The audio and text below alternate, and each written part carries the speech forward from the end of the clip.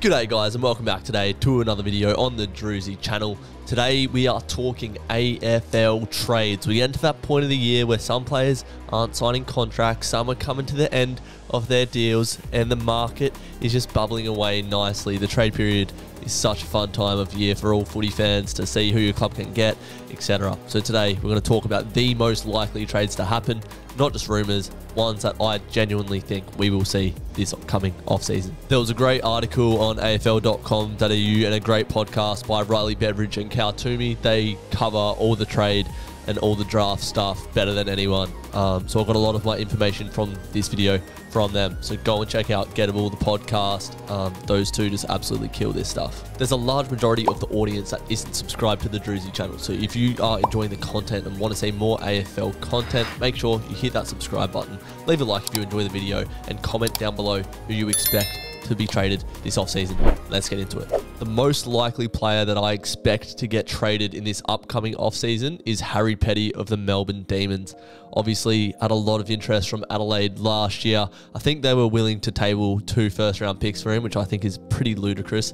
He can play forward, he can play back, but for 2 first-round picks for one of the lowest-rated players in the league this year, I think that's a little bit much. But Adelaide have been known in the past to give up quite a lot for not much in return. Their list management has been a bit shaky in the past sort of 5 years. By all accounts, he wants to go back to South Australia. You hear murmurs throughout the footy world, and I think we will see this happen this year. So I'm going to give this one a 9 out of 10 likelihood that Harrison Petty is playing for the Crows in 2025. The next player I'm going to discuss is Liam Baker of the Richmond Football Club. This man walked into Tigerland and won 3 premierships in his first 3 years. So he's already achieved the footballing summit with Richmond. Obviously, their list is going through a rebuild, and he's really offered everything he can to the Richmond Footy Club.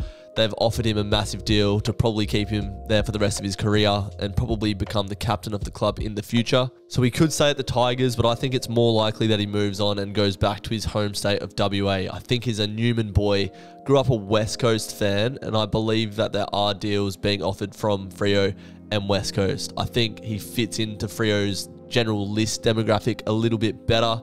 I think he can play any position, sort of half forward, half back, on the wing. He can play inside even. So he can really play anywhere. And I'd love to have him at the Dockers. We have 3 first-round picks in this upcoming draft, which I'd be happy to give away just to get this man at the Dockers. He's a heart and soul player, hard as nails, great foot skills, high footy IQ.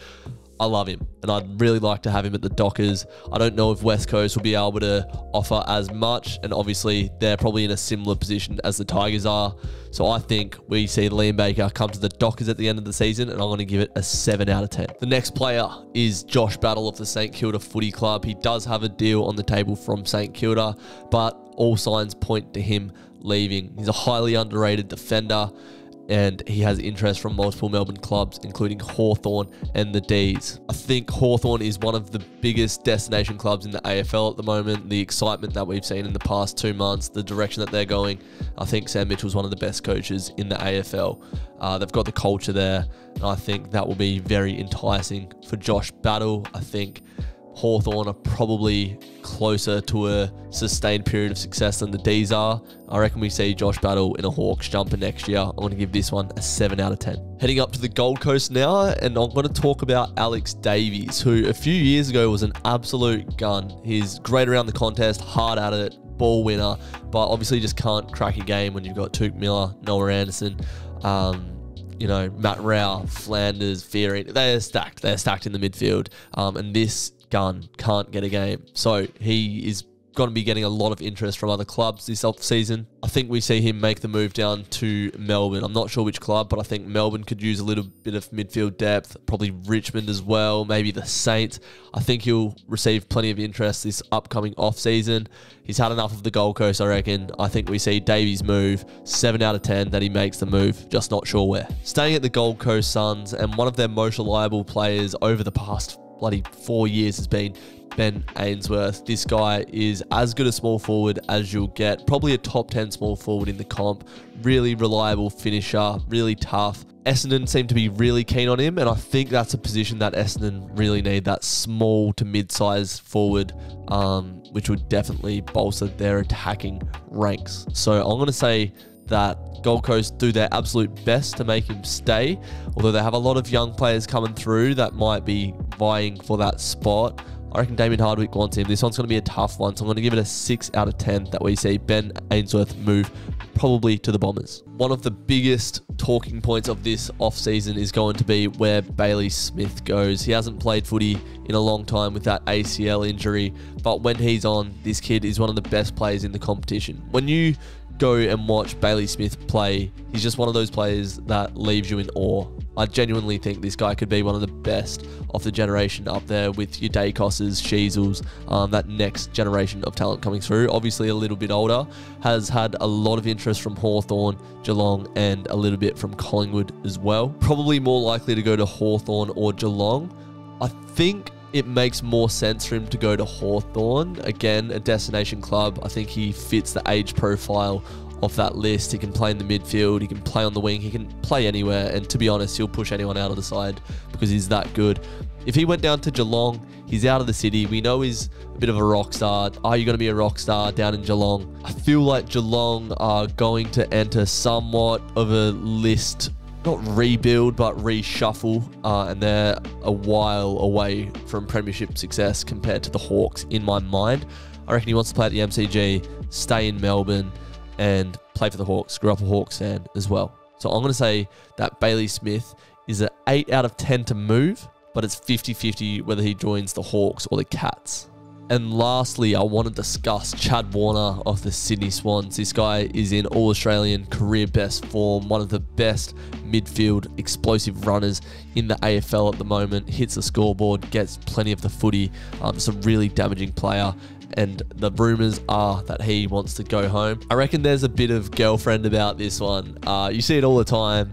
The missus gets pulled over when the player gets drafted, can't really settle in and wants to go home. It's happened so many times over the years where, you know, players' girlfriends have a big say in wanting to get a gun player to go home. Because why would Chad Warner want to leave the Sydney Swans? He's playing career best footy in a team that's right in the premiership hunt. It just doesn't make sense. All he should be focused on is playing good footy and winning flags, which is no better place to do that than the Sydney Swans right now. He's in contract until the end of next year, and obviously Freo and West Coast would be licking their lips to get a player of this quality on their list. I think Freo are one absolute gun midfielder away from being a top 1 to 2 team in the competition. I think Chad Warner would be a great heir to the throne of Nathan Fyfe coming to the end of his career. I would absolutely love him. Throw the kitchen sink at Sydney to get Chad Warner. I don't think it's going to happen this trade period though, but I could see it happening next year. So for now, I'll give it a 4.5 out of 10 that Chad Warner is playing for Freo in 2025. So there we go. There's the most likely players I expect to move this upcoming trade season. Let me know who you guys think will be traded where. If you've heard any inside goss, get it in the comments and I can bring this back in another month or so to discuss where all these deals are at. I'll leave a link in the description to all the gettable players as listed by Riley Beveridge and Cal Toomey, because those guys are absolutely all over it. If you enjoyed the video, please leave a like, subscribe if you're new, and I'll see you in the next one. Until then, take care, you plonkers.